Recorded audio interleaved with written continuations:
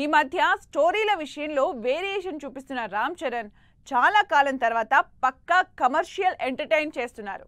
అందుకే శంకర్ డైరెక్షన్లో జనవరి 10న థియేటర్లోకి వస్తున్న గేమ్ చేంజర్ మూవీ మీద అంచనాలు విపరీతంగా ఉన్నాయి.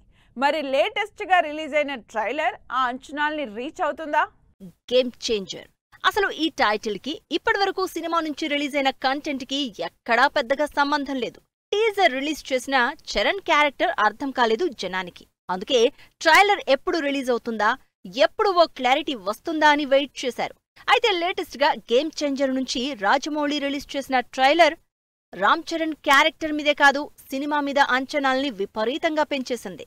అటు క్లాస్ ని మాస్ ని ఆకట్టుకునేలా రిలీజ్ చేసిన ట్రైలర్ సోషల్ మీడియాలో విపరీతంగా వైరల్ అవుతోంది. రామ్ చరణ్ గేమ్ చేంజర్ తో 3 ఏళ్లుగా ట్రావెల్ అవుతున్నారు.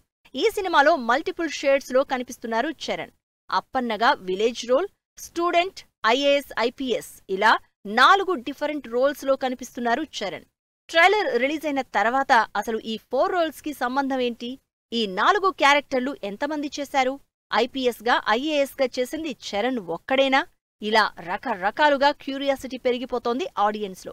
దీనికి తోడు సినిమా మీద టీం కూడా ఫుల్ కాన్ఫిడెంట్ గా ఉండడంతో గేమ్ చేంజర్ గ్యారంటీగా హిట్టే అన్న టాక్ స్టార్ట్ అయింది.